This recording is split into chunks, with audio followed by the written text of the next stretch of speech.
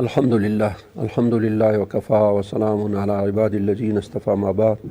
أعوذ بالله من الشيطان الرجيم. بسم الله الرحمن الرحيم. قال الله تعالى في كتابه: والعصر إن الإنسان لفي خسر إلا الذين آمنوا وعملوا الصالحات وتواصوا بالحق وتواصوا بالصبر. صدق الله العظيم.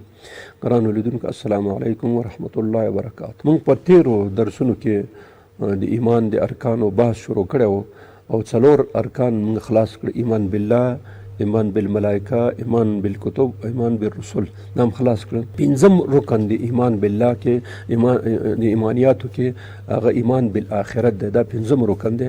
په د ایمانیاتو کې ټول ارکان په خپل ځای کې ډیر اهمیت لري، خو دوه ارکان، یو اول ارکان ایمان بالله او یو ارکان بالآخرت، دا د انسان په اعمالو کې ډیر زیات رول لري.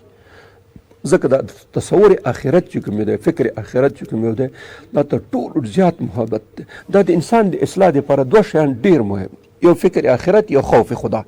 د الله نه خوف ساتل، ویره ساتل، دا د انسان په اعمالو باندې ډیر اثر کوي. او بل فکر آخرت، د آخرت فکر په ذهن کې، په فکر کې ساتل، دا د انسان ټول اعمال بالکل په دې لاره باندې برابر. ځکه ته فکر کوي چې یو وخت راځي چې د مانه به د هر قدم او د هر نفس پوښتنه کیږي، او هر عمل چې زه کوم دا به د الله دربار ته وړل کیږي. الته ریکارډ شته، هغه به د ما په هغې باندې ورباسي. بیا به الته به نه پیسې، نه به مقامي، نه به چوکۍ، نه به دا زوري، نه به دا زورګوی، نه ټانکونه، نه توپونه، نه پیسې، هېڅ شی به هم نه. لغړ پغړ به د الله په دربار کې ولاړې، هېڅ شی به هم نه پکارېږي. نو هغه تصور چې انسان سره کله پیدا شي، هغه به کله هم رشوت ونه خوري، هغه کله به هم غصه ونه کړي، هغه به کله هم د چا په حق باندې تجاوز ونه کړي، هغه به کله هم داسې کار ونه کړي چې په هغې باندې انسان او الله په خفه کېږي. سړی تصور وکړي یو ورځ به داسې ځای ته زه ورځم او په دې ځای کې به زه هغه کېږم، نو څنګه به انسان غلطي وکړي؟ دا غلطیانې چې کېږي دې اصلي تصور دا د انسان فکر نه کوي چې بس همدا دنیا د خورا وسکا او سبا پوښتنه نشته، حساب نشته، کتاب نشته دی. که دا دلته مونږ او تاسو تصور وکړو چې مونږ او تاسو دلته ګیریږو، پولیس به راځي موږ ته باد کړی چې بیا به قضا ته ځو، بیا به جیل ته ځو، که دغه تصور هم د انسان سره دنیا کې پیدا شي، بیا غلطي نه کوي. او چې دا تصور پیدا شي چې داسې ذات سره د مونږ واسطه ده چې یو ذره قدرې خبره ترېنه پټه نه ده، د مونږ په زړه کې څه تېرېږي په هغې هم پوهېږي، زمونږ په ذهن کې څه پوهېږي هغې باندې، د زمونږ په سترګو په خیانت باندې هم پوهېږي.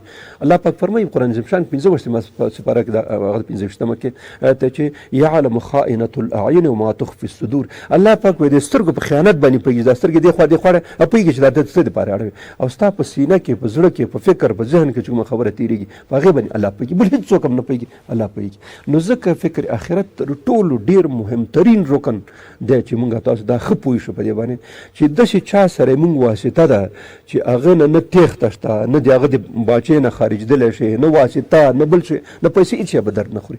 نو چې کله هېڅ شی هم په در نه خوري، نو دا تصور په کار دی چې زه به د هغه احکام منم، هغه چې کوم خبره راته کړې دی هغې مطابق به زه خپله زندګي تېروم، نو بالکل به دا مسله سمه شي. نو ځکه په د ایمانیاتو کې تر ټولو مهمه خبره چې کوم یو ده هغه ایمان بالآخرت دی. او په قرآن عظیم شان کې تاسو داسې وګورئ، هره صفحه کې چې تاسو راړوئ خامخا به یو خبر د آخرت پکې یاده شوي. هره صفحه، اوله صفحه، دویمه صفحه، درېیمه، د هره تاسو راړوئ یو ځای نه یو ځای خامخا د آخرت یو خبره پکې یاده شوي.